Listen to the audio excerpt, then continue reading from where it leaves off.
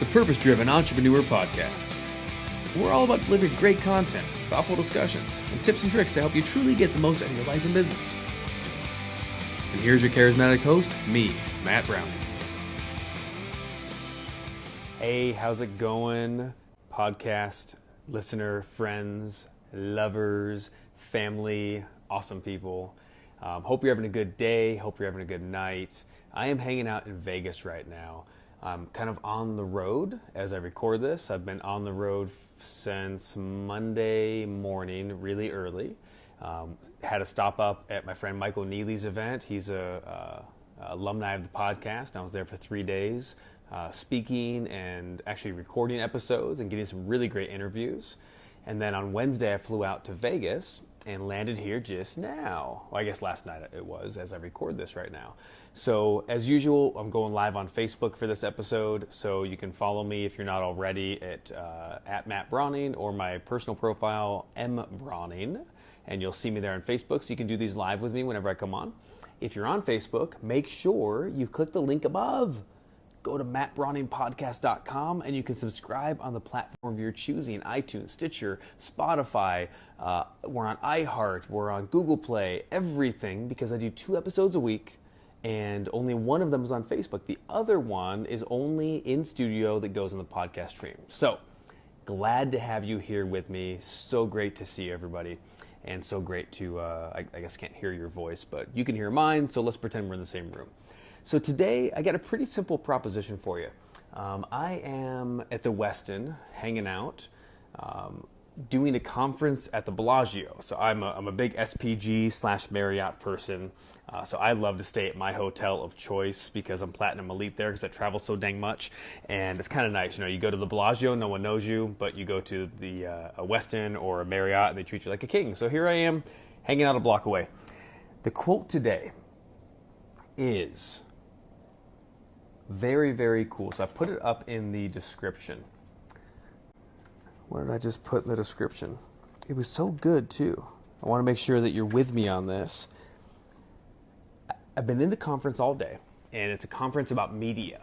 And, for me, I've been, as you know, probably if you've been listening or watching me for any length of time, you know that I've been doing live speaking and live workshops and live face-to-face, heart-to-heart, belly-to-belly coaching for a long time.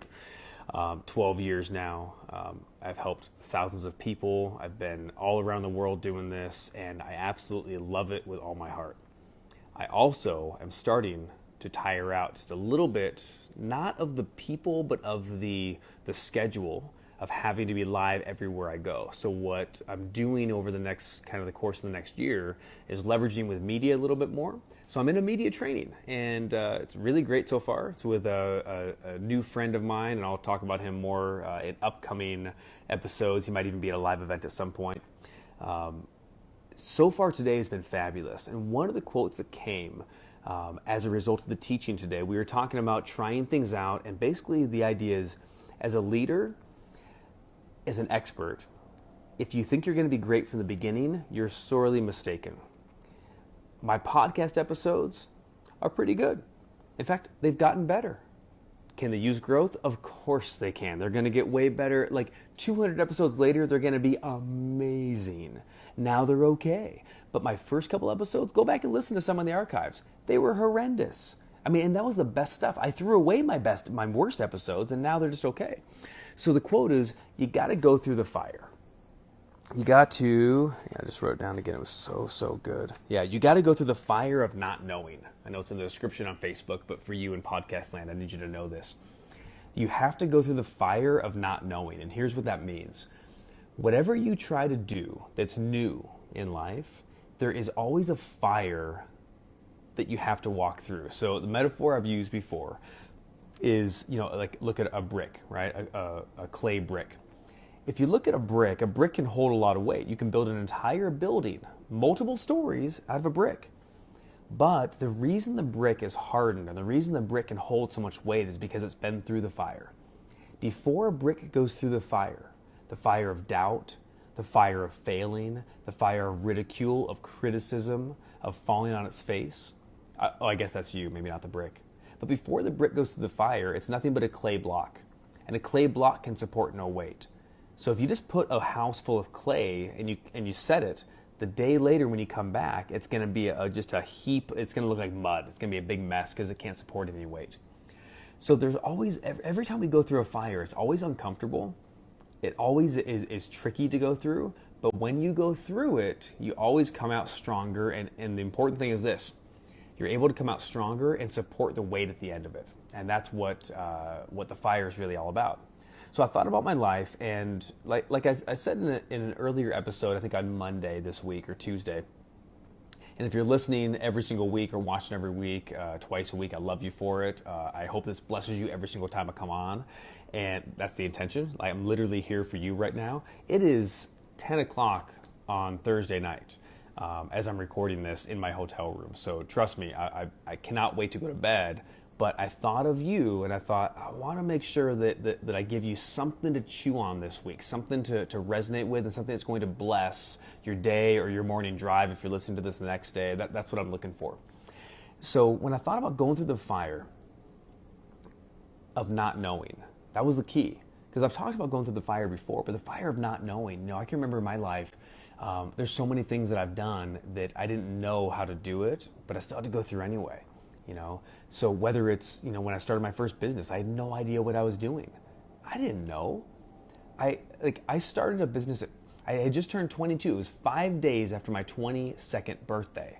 And I went down and I filed a fictitious business name, and then I filed articles of incorporation, and then I went to the mailbox, etc., and got a business card, and I made up a name out of my butt. I just came up with Outlook Lending because I thought that sounded pretty cool. And I didn't know what to do. But there was a fire in there, and there was a lot of mistakes along the way, So in the very beginning, I sent out Christmas cards because it was December when I started. So I thought the first thing I should do is write down everybody I know, and I sent out Christmas cards immediately to 70 people, including my family and friends and everyone else. And out of those 70 Christmas cards, I had some connection calls come back, and I suppose probably some text messages. And out of that, 3 loans came out, and 2 of them ended up not going through, but 1 of them finished. And I made my first, $10,000 in my very first business. And I think, gosh, if I knew now, if I knew then what I know now, how often do we say that? I probably would have done things differently. And I've been asking that question a lot on interviews for the podcast lately. So I've recorded some amazing interviews that haven't aired yet. But when they do, you'll see one of the things I've been asking lately is at the end, if you could do everything all over again, would you? If you could change everything, or even just one thing, would you change everything or would you leave it all the same? And most people look back in their mind and they think about the fire they've been through, whether it was failure and not knowing, whether it was abuse or negativity or loss or whatever the case may be personally. Every person so far has reached back in their mind and considered the question. Most of them, some of them not, but most of them have said, I don't like a lot of the things I've done or a lot of the things I've been through, but I don't know that I would change anything. I believe this. I believe the reason why they wouldn't change anything is because that's going through the fire. When you go through the fire of not knowing, lessons come that would never come any other way.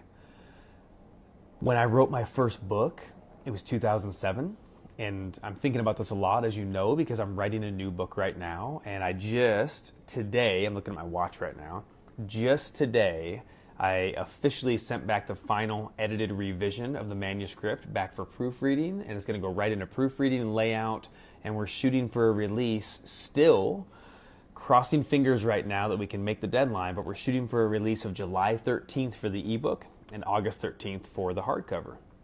Well, I'll tell you right now, when I released my first book, it was 2007. It was 11 years ago. 11 years ago. Not only was the publishing world different, it was a self-published book. I had to go find a printer. There wasn't any create space on Amazon. I didn't have Unprecedented Press, which is the hybrid publisher I have today. They're awesome, phenomenal at taking care of me and taking care of the book. I just told this story, which is funny, on stage a couple of days ago. I was part of an author panel, and we were talking about having a book to build authority. So I said, everyone's got to have a book, and people were worried about their book, and they had which book should I have? And I've been writing my people said they've been writing their book for 8 or 9 years, and they're stuck on having the perfect idea, the perfect name, the perfect whatever. And my idea was just have as many books as you want.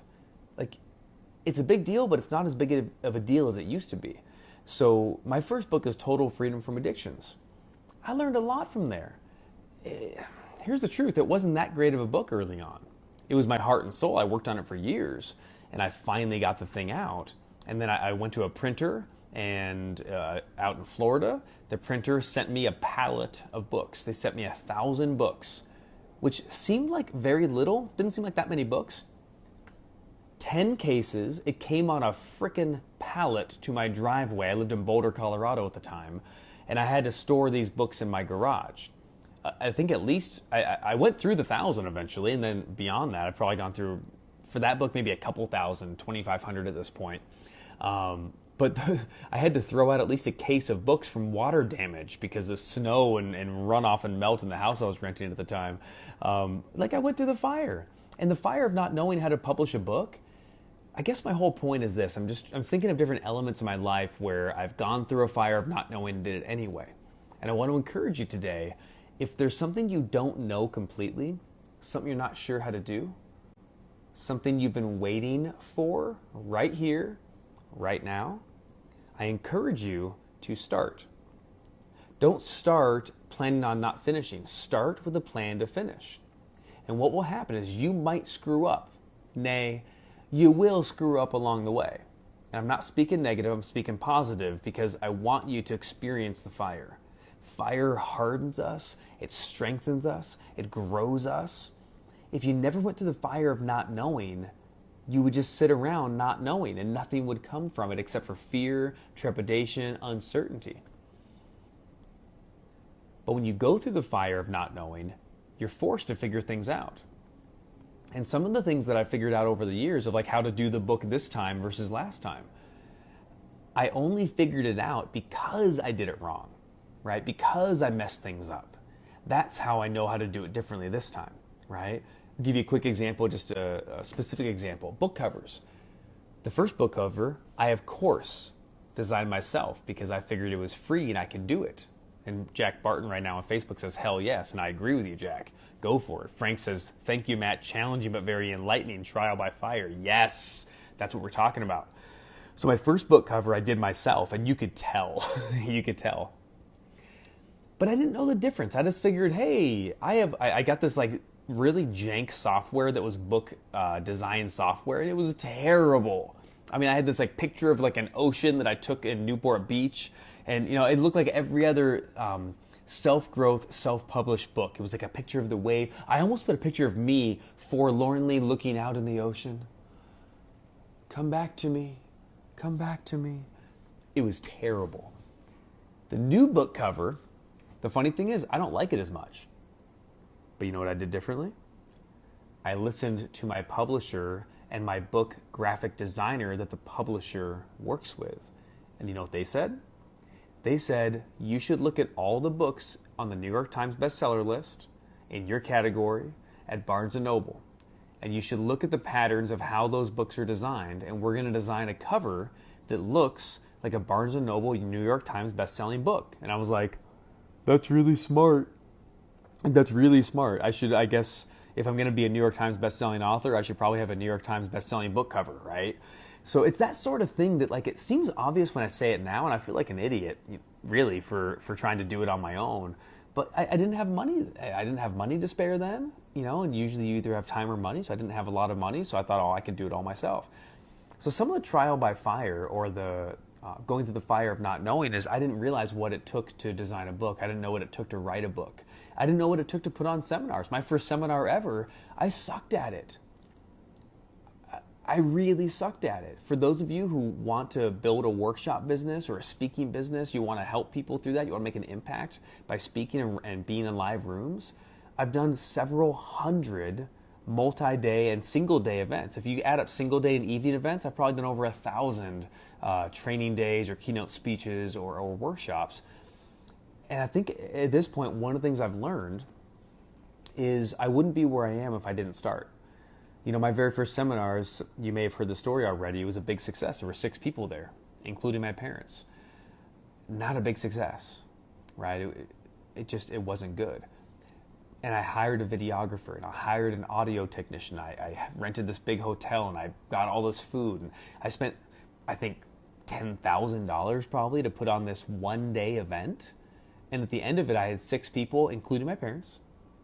Each person paid $15, and I didn't have an upsell. Nobody bought anything at the end because I didn't know how that works.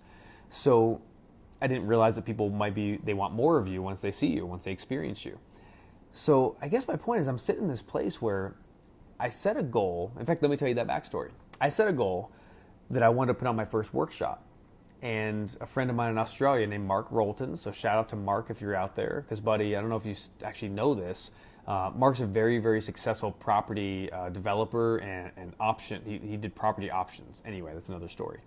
But Mark, I was with him. I was hanging out at his house. We were walking along the beach in Miami in the Gold Coast in Australia. I'll never forget this. I'm walking along and the sun's setting, and we're just going along for a walk. And I told him my dream. I said, I think I want to run my own workshops. And I'll never forget. He looked at me and said, "That's great, mate," or however he talks. He said, "When?" I'm like, "What do you mean when?" I'm like, "I don't know, next year." He said, No, when? Like, if you want to do it, just do it. So I kind of got caught off guard, and I said, 45 days. I was still in Australia for like another week or two, so I said 45 days. That was early no, it wasn't early. It was like October or November. I think November 2006. He said 45 days. I said 45 days. He said 45 days. 45 days. And I didn't put on my first seminar in 45 days. But 55 days later, to the day, I had produced my very first workshop. And in that moment, everything was wrong. My PowerPoint sucked. I had barely any turn-up rate. It was too expensive. I didn't sell anything. I thought I didn't make a difference. But I put on my first workshop, and I went through a fire of not knowing how to do it. And what I learned from that first workshop is, number one, many of you have heard the story again and again if you've been at my live workshops now, any of our NLP workshops or speaking workshops. I've probably shared the story of Kay at the first workshop, and how she said that something that we did changed her life, and she changed the decision she had made, and she had a tear in her eye, and oh, man, as I think about it now, I've told that story probably 500 times. But right now, as I'm thinking about it, I realize if I didn't go through the fire of putting on my first workshop, even though I didn't believe in myself, and even though I didn't know how to do it, and even though I didn't have everything right yet, I would have missed Kay. Oh my God. Sorry, if you're on Facebook, you can see me. If you're on the podcast, I don't often get emotional when I'm recording videos and audios for you, but it just never struck me. Thanks, Tina. She's sending love. If I didn't go through the fire of not knowing, I would have missed out on Kay, and she would have missed out on that moment of change. Somebody's waiting for you right now. This is what you need to hear tonight. This is the end of the whole dang podcast.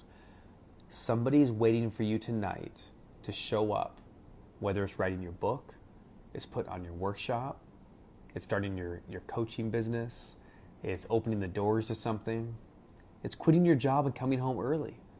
Somebody is waiting for you right now. And if you wait until you're ready, or you wait until you know, they're going to miss you. Dang. And you're going to miss them. Every single person is just as important as the entire group. Don't think your first workshop is going to be 6,000 people and that's how you're going to make a difference. That's bull. If your first workshop is one person, they needed to be there. And I know, easy for me to say, right? I do workshops with hundreds of people and I've done it for years or whatever. But I promise you, whether you're me or you're Tony Robbins or you're whoever, I guarantee you can look out at the crowd and go, man, that one person is worth it. I've shown up for workshops with 3 people. I've shown up to meetups, evening meetups with one person, and I sat and I gave the entire meetup for the one person. At the end of it, it was like, man, I remember one person, I was in San Diego, I showed up, there was one person at my meetup. And at the end of it, he said, I can't imagine not having come out to this. I'm so grateful you stayed. This is exactly what I needed right now. And I was like, you know what? An hour ago, I was pissed off. Now, I'm so grateful that I do what I do, and I'm so grateful to show up. So if you got nothing else from this whole episode, thanks for all the love, everyone, by the way. Erica and Petia, it's so awesome. If you get nothing else from this whole episode, get this. Be willing to go through the fire of not knowing, because it will build you and it will shape you into who you need to be when it counts even more. That's what we're talking about. Like if you put me in front of 5,000 people right now, I promise you this, I might not be the best in the world, but I will be ready. The reason I'll be ready is because I went through the fire so many times. I worked my tail off on crowds of 1 to 20, hundreds of speaking gigs and workshops to do that. And when you put me in front of 100 people, I was ready because I had crafted myself so well and I had practiced it and I'd gone through the fire and I figured it out and I made my mistakes and I screwed up. And now I've done 100 people and 200 people and 300 enough times, right? That if you put me in front of thousands, I know what to do. The same is true for your podcast. The same is true for your book. The same is true for TV. The same is true for, like if you're waiting for like the big impact of helping someone in a multi-7-figure business, or on the other spectrum of a suicide intervention or something that's really big, something that really matters, right? If you're waiting for that, quit waiting. You got to work on the things that are small. If you can help someone intervene and coach them on how they can love their dog better, or help them with a move, or help them with a habit of junk food, or you know what I mean? Like those are all important things, whatever it is. Help them with this stuff. Get into the work you do. I know I'm getting fired up right now, but you know what? You woke me up. It's 10:15 right now as I record this on a Thursday night. Let's get going. Let's do this. Hang up after this. When I hit finish, give me a comment, give me a like, give me a love. If you're on iTunes, listen to this, rate and review. That'll help a ton. But as soon as you finish, literally like end the podcast episode, go leave me a rating and review. That's really important. It takes about 1 minute. Just do that. After that, hang up and think to yourself, what is one thing I need to do this week that I've been putting off? What is one thing I need to do that I haven't been ready for, that I need to freaking start? And then freaking start. That's the end. That's it. That's what the message is. Go through the fire of not knowing and get built up because of it. I love you. I appreciate you. Thank you for letting me into your life. I so genuinely mean that. This is a big gift. And again, whether it's Facebook or whether it's the podcast, I really am grateful because people are giving me love right now and comments, and I love it. It's awesome. So happy.